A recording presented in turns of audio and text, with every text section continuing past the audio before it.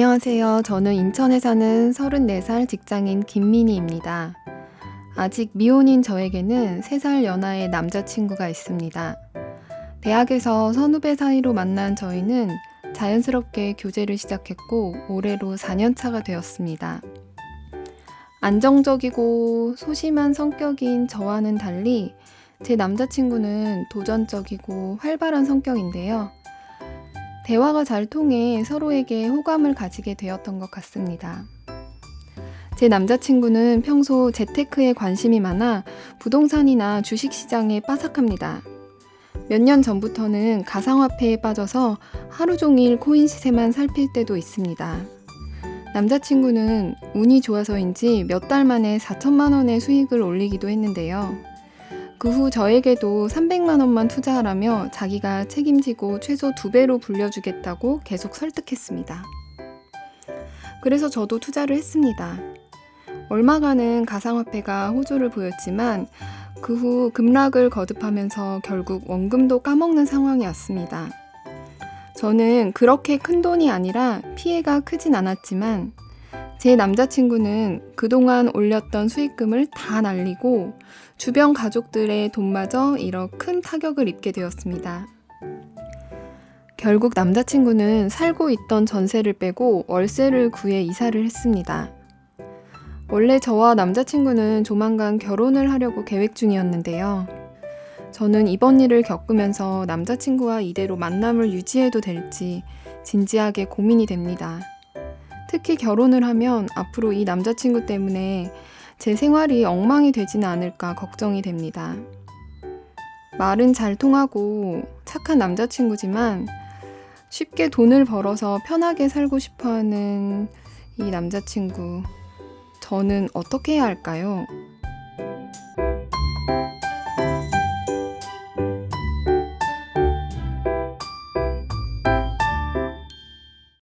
네, 사연 보내주신 김민희 씨 입장에서는 진짜 고민이 많이 될 것 같아요. 결혼하려는 상대가 저렇게 투자로 큰 피해를 입으면 다음에 또 그러지 않을 거라는 보장이 없잖아요. 그러게요. 사실 투자라는 게 많이 위험하잖아요. 네네. 네, 쉽게 돈을 벌고 싶어하는 지금의 남자친구와 결혼하면 미니 씨의 생활도 너무 힘들어질 것 같다는 마음이 들어요. 네, 나와 잘 맞고 착하지만 투자에 관심이 있는 남자친구를 어떻게 하면 좋을지 안현정 강사님의 강연을 통해 같이 알아보겠습니다. 강사님.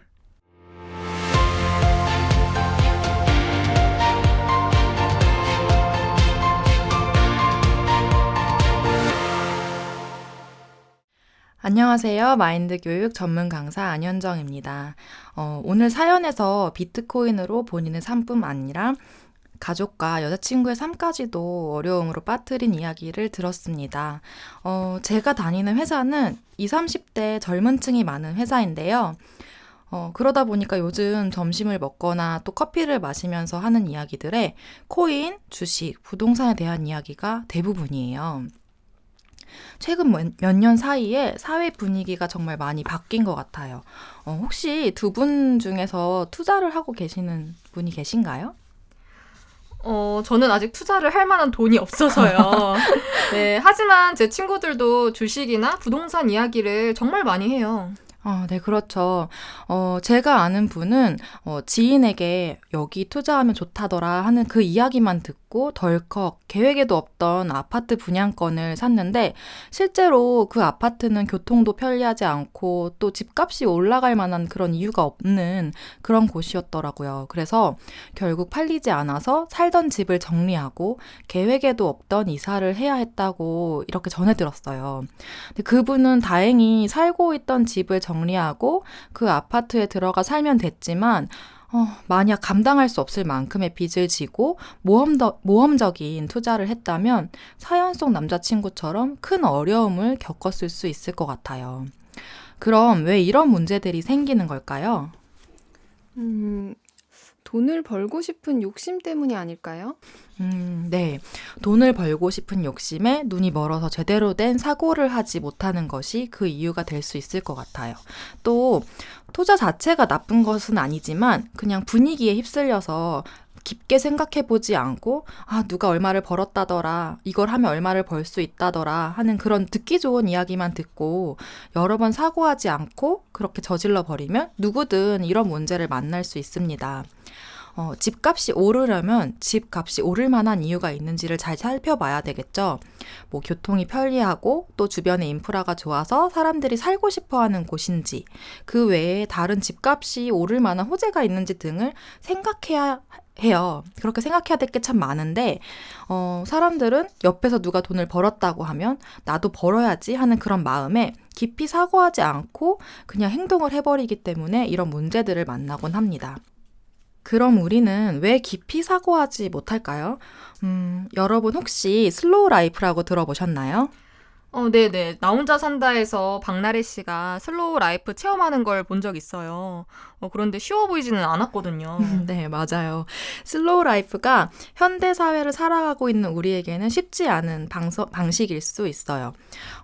지금은 사실 핸드폰 몇 번만 두드리면 결제까지 완료하고 30분 뒤에 모든 요리가 완성된 음식을 받을 수 있고, 또 내일 아침에 필요한 식재료를 그냥 전날 밤에 10시 전에만 주문을 하면 새벽에 문 앞에 도착해 있을 수 있고, 또 어딘가를 갈 때도 내비에서 가장 빠른 길을 알려주고 가장 빠른 경로의 대중교통 경로를 알려주고 또 거기다가 버스 도착 시간까지 알려주잖아요. 이렇게 빠르고 편리한 삶을 살고 있는 우리는 점점 즉흥적으로 떠오르는 생각을 따라서 사는 것이 익숙해지고 있어요. 예를 들면 배고픈데 삼겹살이 먹고 싶다 하고 생각을 하면 30분 안에 잘 구워진 삼겹살과 각종 쌈과 반찬이 포장돼서 집 앞까지 배달되는 거예요. 그러면 슬로우 라이프를 살려면 어떻게 해야 될까요? 먼저 텃밭에 미리 심어놓은 상추를 따오고 직접 담은 장을 퍼오고 밥을 짓고 그 사이에 소뚜껑에 삼겹살을 붓고 된장찌개가 같이 먹고 싶다면은 그 사이에 육수를 우려내서 각종 야채를 넣고 된장찌개까지 끓여야 하는데, 텃밭에 심는 그 시간이랑 장을 담그고 하는 시간을 빼고라도 준비하는데 좋게 2시간은 걸릴 것 같아요. 와, 진짜 언제 먹어요? 네, 이렇게 1년 동안 먹을 김치를 미리 담그고 두고두고 먹을 장을 담그던 옛날의 방식은 오래 전부터 생각을 해야 하고 준비를 해야 하는 삶이었지만 현대 사회에서는 그 생각의 시간이 매우 짧아졌어요. 그러다 보니까 오래 생각하지 않아도 필요할 때 언제든 할 수 있고 알 수 있기 때문에 대충 알고 있어도 되고 앞뒤가 맞지 않아도 엉성한 지식을 그대로 받아들이게 되는 그런 습관을 우리가 가지게 된 거예요. 물론 기술의 발달로 좋아진 부분도 많지만 오늘은 그로 인해 우리가 사고하지 않는 삶을 살게 된 것에 초점을 두고 이야기를 드리고 싶어요. 요즘 올림픽으로 떠들썩한 시간을 보내고 있는데요. 어제는 아파트에서 함성이 갑자기 들려서 무슨 일인가 하고 봤더니 양궁 선수들이 금메달을 땄더라고요. 지금까지 우리나라 선수들이 딴 5개의 금메달 중에서 4개가 양궁에서 딴 메달이라고 해요. 여러분도 혹시 그 경기 보셨나요? 네, 영상으로 찾아봤는데 화살이 10점에 꽂힐 때마다 뭔가 속이 시원하더라고요. 네, 맞아요. 양궁은 매번 올림픽 때마다 금메달을 따오는 효자 종목이라고 하죠. 그래서 양궁은 국내에서 1등을 하면 세계에서 1등을 하는 것과 같은 의미라고 해요. 그래서 왜 우리나라 양궁 선수들이 이렇게 잘할까? 여러 사람들이 이유를 분석을 해보았다고 해요.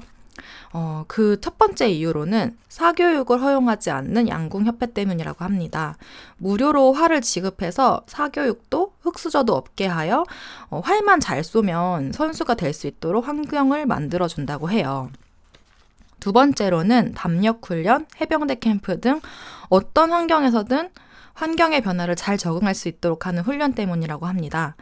비바람이 몰아치는 상태에서 훈련을 진행하거나 또는 집중하기 어려운 시끄러운 경기장에서 훈련을 하기도 하고 아찔한 그 번지점프를 뛰는 그런 일반적으로 상상할 수 없는 그런 환경에서 훈련을 한다고 해요. 와, 대단하네요. 네, 그렇죠.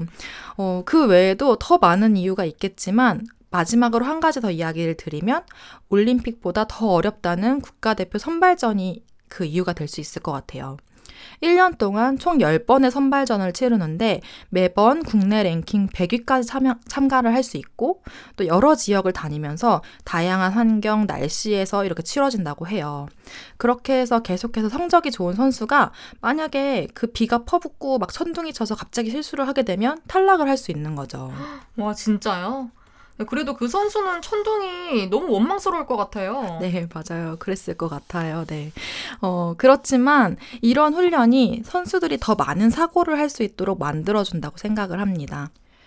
야외 경기를 치르는 양궁의 경우 매 시합 때마다 고려해야 되는 것들이 참 많이 있을 수 있어요. 뭐 바람의 방향, 바람의 세기, 그리고 갑자기 내리는 비, 천둥, 번개. 이번 올림픽에서도 너무 뜨거웠던 그 날씨 때문에 쓰러지는 선수들도 있었다고 하고, 그리고 이미 쏜 화살에 그 그림자 때문에 정확한 그 조준을 하기가 어렵게 그렇게 혼란이 오기도 했다고 해요.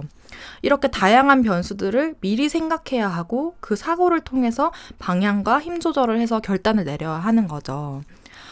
이렇게 선수들이 미리 깊게 다양하게 사고할 수 있도록 하는 그 훈련의 결과로 우리나라 양궁이 세계적으로 인정을 받을 수 있었다고 생각을 합니다. 저는 보건의료 빅데이터를 분석하는 분석가입니다. 데이터를 분석하려면 참 많은 것들을 알아보고 공부를 해야 되는데요.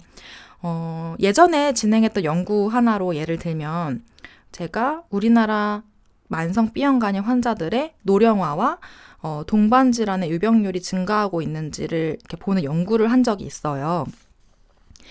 만성 B형간염 환자들이 노령화되고 있다는 것을 어떻게 하면 확인을 해볼 수 있을까요? 어떻게 하면 확인할 수 있을까요? 매년 평균 나이가 증가하고 있다고 보면 될까요?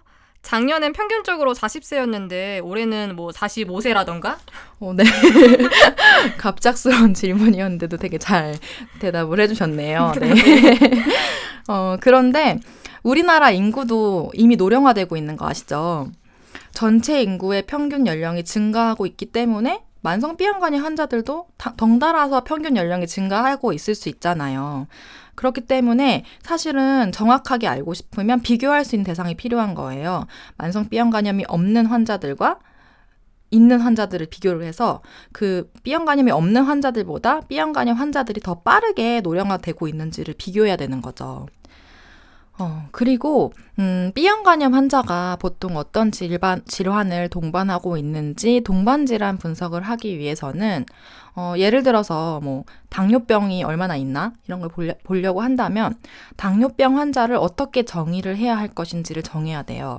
뭐 예를 들어서 병원에 갔는데 당뇨로 의심이 되네요 하고 의사 선생님이 진료 기록에 당뇨병 질환 코드를 넣을 수 있죠. 그런데 다음에 다시 검사를 해보니까 당뇨병은 아니었던 거예요. 그럼 이 환자는 당뇨병 환자로 볼 수 없잖아요. 그렇기 때문에 당뇨병 질환 코드로 진단받은 경험이 있는 환자를 당뇨병 환자로 보기에는 그런 아닌 환자들도 포함되어 있을 수 있는 거죠. 그럼 뭐 당뇨 약을 처방받은 환자로 정의를 해본다면 어떨까요? 당뇨병이 심하지 않아서 약을 처방받지 않고 이렇게 식이 조절만 하는 환자들도 있을 수 있거든요. 그래서 뭐 예를 들면 당뇨병 질환 코드로 최소 2회 이상 병원을 방문한 경험이 있는 환자를 당뇨병 환자로 본다. 이런 식의 정의가 필요하고 이러한 정의는 실제 치료하는 의사 선생님들을 통해서 컨설팅을 받거나 또는 문헌 검색을 해야지 확인할 수 있어요. 굉장히 간단해 보이는 노령화와 동반질환 분석이지만 실제로 제가 그 분석을 하기 위해서는 굉장히 다양한 관점에서 데이터를 확인해야 되고 또 의학적인 근거를 찾아봐야 되고 또 결과가 나오고 나서도 그 결과를 신뢰할 수 있는지를 잘 따져봐야 해요. 만약 제가 이거 예전에 했던 연구랑 비슷하네 하고 생각을 조금 게을리하면은 꼭 그 연구에서는 문제가 생기거나 다시 분석을 해야 되는 그런 번거로움이 생기곤 하더라고요. 이런 상황이 제가 분석가이기 때문에 생기는 상황이라고만은 생각하지는 않습니다. 여러분들이 일하고 있는 회사에서도 생각을 여러 번 하지 않고 진행하다가 생각지 못한 어려움을 만난 경험들이 있으실 거예요. 회사뿐만 아니라 아이를 키우면서 1차적으로 올라오는 그런 생각으로 나의 아이를 판단하다가 아이의 행동을 오해한 경험 또는 나 저 명품 가방을 너무 가지고 싶다 이런 생각, 그 1차적인 생각을 받아들여서 월급을 몽땅 써버리고는 후회했던 경험. 뭐 또 더 쉽게 생각해보면 밤 11시에 갑자기 치킨이 너무 먹고 싶어서 시켰는데 다 먹어놓고 오늘도 다이어트 실패네 하며 후회했던 경험. 이렇게 뭐 내가 지금 치킨을 시켜 먹으면 살이 찌겠지? 그럼 내가 어제부터 시작한 다이어트를 실패하게 되는 거야 하는 2차적, 3차적 생각을 하지 않기 때문에 1차적으로 올라오는 그 먹고 싶다는 생각을 냉큼 받아들여서 다이어트에 실패하는 것처럼 우리가 1차적으로 올라오는 생각을 2차, 3차로 사고해보지 않고 그냥 그대로 받아들인다면 사소한 문제부터 심각한 문제까지 야기할 수 있습니다. 빠르게 성장하고 빠르게 변하고 모든 것이 빠르게 가능한 요즘 시대에 다시 슬로우 푸드, 슬로우 라이프가 떠오르고 있는 것처럼 슬로우 띵킹을 해보는 노력을 해보는 것은 어떨까 합니다. 1차로 떠오르는 생각을 즉흥적으로 받아들여 행동하는 것이 아니라 지금 내가 하는 생각이 맞는지, 이 생각이 틀릴 수 있는 가능성은 없는지, 또 이 생각을 따라간다면 내가 어떤 결과를 만나게 될지, 다른 사람들은 어떻게 생각하는지 1차, 2차, 3차 여러 번 사고하는 습관을 기르고 깊은 사고를 하는 삶을 산다면 1차적인 생각으로 만날 수 있는 삶 속의 어려움을 피할 수 있을 거라고 생각합니다. 이상으로 오늘 강연을 마치도록 하겠습니다. 감사합니다.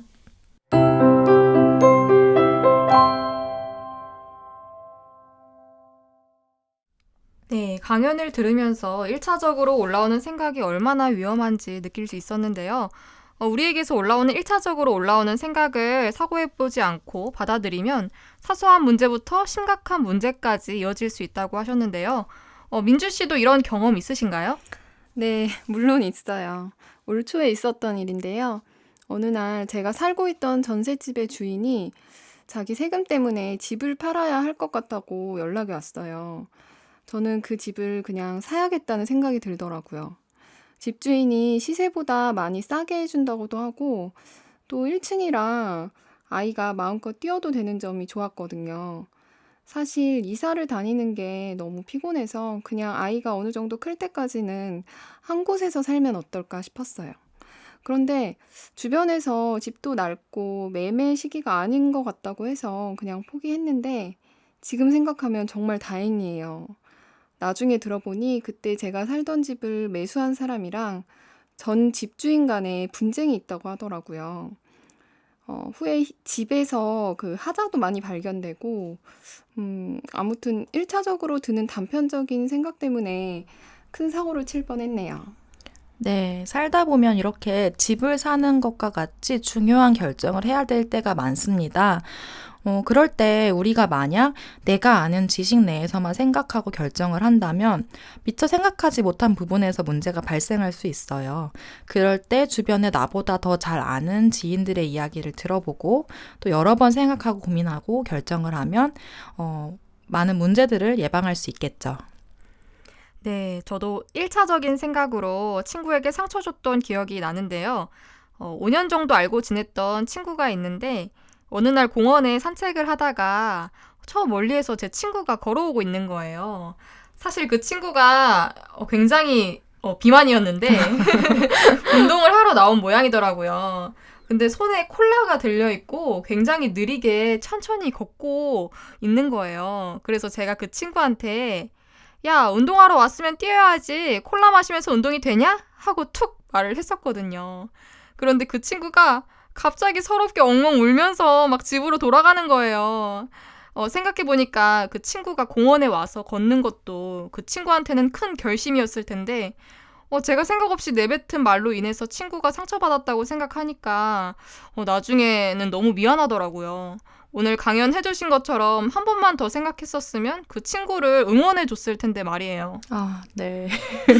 친구가 상처를 많이 받았을 것 같아요. 근데 저도 요즘 살이 많이 쪄서 주변에 주변에서 저한테 살이 많이 쪘네 하는 말들을 많이 듣고, 그리고 또 그러다 보니까 제가 상처를 받았던 그런 경험이 있어요. 그런데 생각해보면 저도 그런 이야기를 되게 쉽게 내뱉었던 것 같아요. 근데 제가 반대로 그 입장이 되어보고 나니까 우리나라 사회에서는 살이 쪘다는 게 좋은 인식의 얘기는 아니잖아요.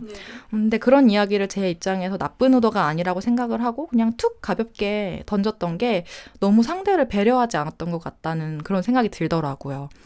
이렇게 한 번 더 생각해 본다면 내가 하려는 그 이야기가 상대에게 상처가 될 수 있는 말인지 생각해 볼 수 있고, 그러면 또 인간관계에서 오는 문제들도 미리 예방을 할 수 있을 거예요. 네, 오늘 삶의 문제를 만드는 1차적 사고에 대해 이야기를 나누었습니다. 여러분들도 1차적으로 떠오르는 생각을 즉흥적으로 받아들여서 행동하는 것이 아니라 깊은 사고를 통해 1차적인 생각으로 만날 수 있는 삶 속의 어려움을 피하시길 바랍니다. 슬로우 띵킹 기억하시죠? 다 같이 되뇌어 봅시다.